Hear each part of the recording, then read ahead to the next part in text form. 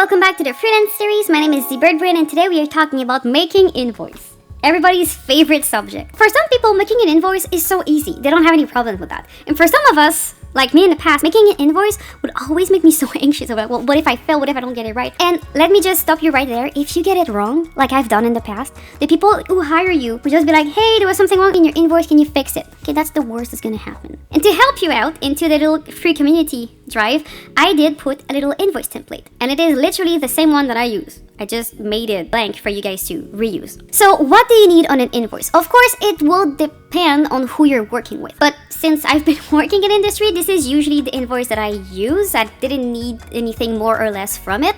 Maybe for your specific project, you're gonna need something more. You can just add it. Pretty easy. But this is like your bare bones standard one-size-fits-all invoice. So you're gonna need your name. That's sadly your full name. However, it is okay to also include your artist tag in it. So for example, if I were to fill this for myself, I would put my real name, so it's Marie-Ève. And then I have my family name, oh my god, my identity.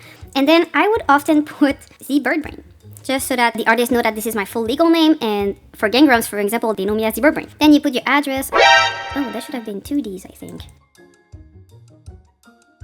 Your phone number. I know not everybody is at ease at sharing this, but this is a legal document. Like, you do need to put stuff in there that is legal.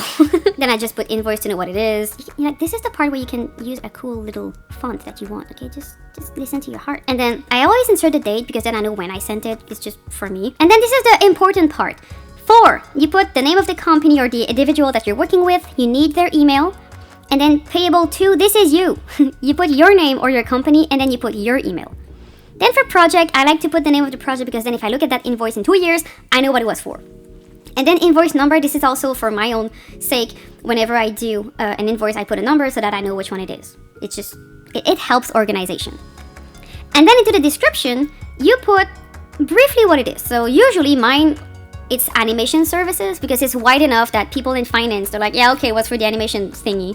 Like you don't need to be like, I'm drawing a drawing of Sonic. No, you just put animation services, and then the price that this is this. So if I put the price, let's say my animation services were $1,200, and that's it.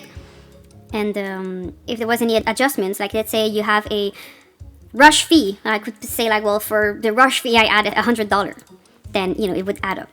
So that's how I use that invoice. There is better ways to make an invoice, probably. That's the extent of what I could do, okay? It looks neat, look professional, I like it. And then always include the currency, because are you being paid into USD, Canadian dollars, yens? This is so important, because $1,300 USD and yen is not the same. And then into the notes, I always enter any important details of the contract that I was working with. So for example, when I work for Gangrams, the project rate is always like a fixed number. So it's that amount of money for minimum of 60 seconds of animation, for example. So you could be like, the project rate was, I don't know, like $1,200 for a minimum of 70 seconds of animation.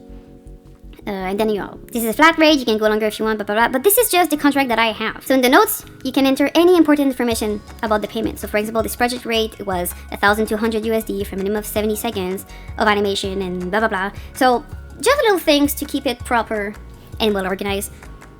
And then you take that, you go to file, you download it as a PDF, and you send it. If PDF makes you anxious, you can also just take a screen cap and send it.